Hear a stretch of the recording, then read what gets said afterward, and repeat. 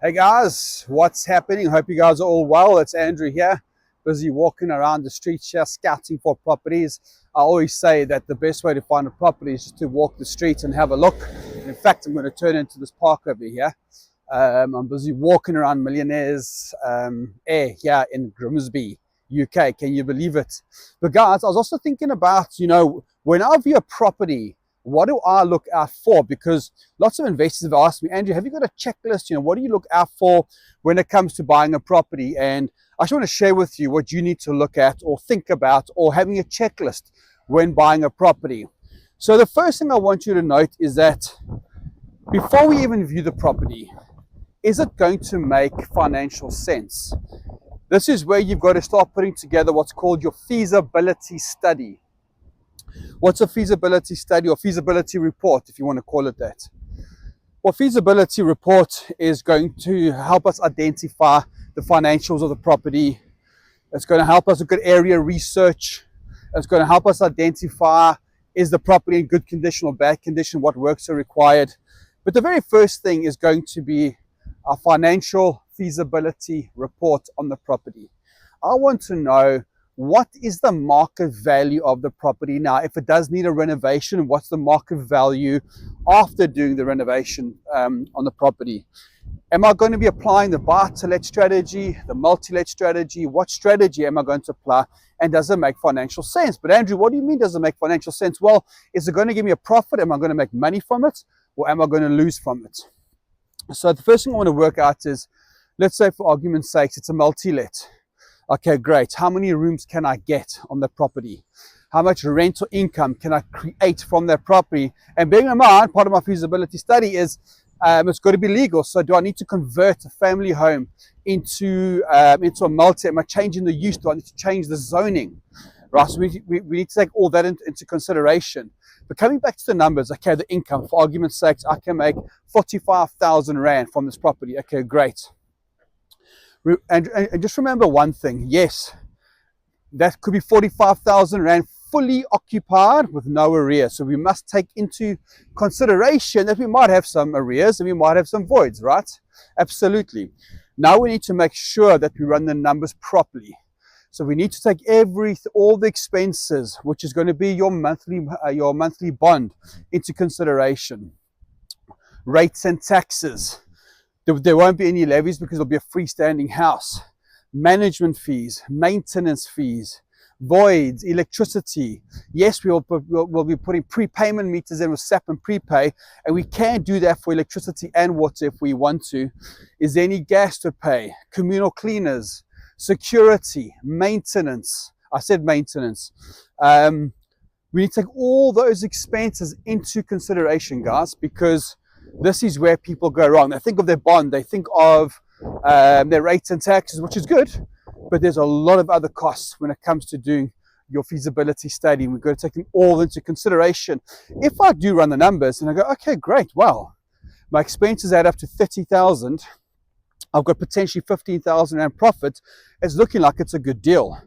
Remember, when doing multi-lets, you want your gross yield to be above 20%. So your gross yield being your annual income divided by what you're going to pay for the property. If there is a renovation cost to be done, add the reno cost to the purchase price. You're going to put it all together and get a gross yield above 20% if it's a multi-let. And your return on investment, if it's a multi-let or student accommodation, you want it to be 20% and above, because high risk, high reward, right? So take note of those numbers. Now, I'm happy on the financial side. I go, great, I want to go view the property. Now, I want to look at the area research. This is where I want you guys to utilize Lightstone TPN. These are companies out there that are going to give you data. Yes, if you are SAPA members, you will have access to these reports. So now, Lightstone, I want to start finding out two things.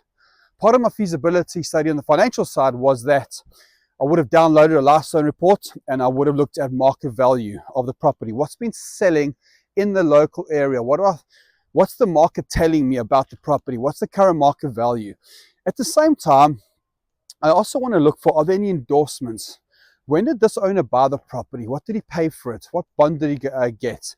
And I want to get an idea, is there any equity in this property? Because remember, I want to go in below market value. So Lightstone is going to give me all that information. TPN is going to tell me more about what's the rental collection been like in that specific town, city, or area in the last year. What are other letting agents and private landlords saying about the area in terms of rental collection? Because that's important, right? What's the point of investing in an area where current landlords and letting agents are struggling to get their rent?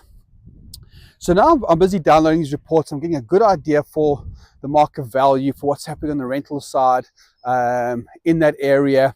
I also now want to have a look at the area itself. Is it mainly built up with flats, houses, mansions, commercial, industrial? What's happening in the area itself? Are there any? What are the plans for the area from a council's and perspective? I want to start looking at the trends of property prices going up in the area, or they're going down in the area. Because again, I don't want to buy in a property or in an area where the property prices are going down, right? That's just a no-go. So now, and all this, by the way, can be done from home. As long as you have a laptop, you have access to these reports. Now I get a very good idea of what's happening in the area, but I want to drive the area. I want to go, and before I view the property, I want to drive around the neighborhood. So if you're going to a specific address, don't just drive straight to the address, drive around the block. Have a look for shopping centers, have a look for schools, have a look for things in the area, parks, whatever it might be. Get a good gut feeling. So now I've done my area research at the computer at home, and now I'm driving around the area going, yes, geez, I can see there is a trend here. Property prices are actually going up 2% per year, whatever it might be. Or they stagnant, which is okay in most areas. And now I've driven around the area, it's clean, it's tidy. There's a new shopping center being built, or there's private schools moving in, or whatever the case might be.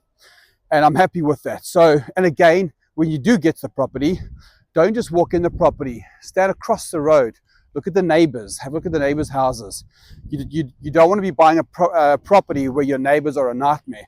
Now, you may not know that just by having a look, but just have a look. Are the houses being well looked after, or they trashed, or are there lots of people in the back garden, or are there multi-lets next door? So get a perspective of your neighbors and the local area. And the last thing I'm going to look at, guys, is a property itself. But you've got to inspect it properly. If it's very run down and distressed, you probably want to get a property inspect in, like Marisia Robus from Gauteng Property Inspections. And this is where people do go wrong, is they just walk around, have a quick look, they run the numbers, they look at the neighbors, they look at the neighborhood, but they underestimate the cost of the property itself, of the works that are required. New kitchens, bathrooms, damp flooring, roofs, gutters, walls, skimming. It all costs money, guys, and it's expensive these days. So my advice to you is make sure that you walk through room by room, you take lots of photographs, you take lots of notes, and if you don't know what things cost, ask the network. Get 2 or 3, get a sparky out, a carpenter out, a painter out, a joiner out, a builder out. Just get tradesmen out there and start getting quotes. And very quickly, you'll soon start to realize what the cost of a kitchen is and a bathroom is in that area. So yes, it'll take you some time, and it is quite difficult, but it's definitely worthwhile doing the exercise. So if you think about it, guys, now what I've done is I've done my feasibility study. I now know, is the deal going to make a profit or a loss? Does it make financial sense? Yes, great. Am I personally happy with the area? And I look around the area, I'm happy with the area. I'm happy with what's happening in the area. And yes, Andrew, I have inspected the property, I've taken photos, I've got quotations, and I'm happy. Once I get to that point, then I put the offer in. Now, it may be that you put the offer in, though, to secure the deal, subject to an inspection, subject to your DD, whatever it might be. So those are the 3 big things I look at. Does it make financial sense? Am I happy with the area itself? And then am I happy with the actual property itself? Is it sound? Am I comfortable with what I've got to spend on it? And if I am, I'm happy to buy the property. See, it might be that it makes great financial sense. And it could be that the property itself isn't bad, but I get to the area and it's just like, it just doesn't make sense to me. There's rubbish everywhere. There are lots of kids running around. There was not just screaming. There was just things just not happening. For me personally, I just didn't feel comfortable in the area. Whatever it might be, I don't know. So for me personally, guys, yes, on paper, things need to make sense, but my gut feeling has to say yes as well. So hopefully, guys, I've given you some food for thought there. If you have any questions with regards to your DD, your research, your running numbers, whatever the case might be, you'll know what to do. Pop it in the comments box here for me, and I'll definitely get back to you. Cool. I'll see you soon.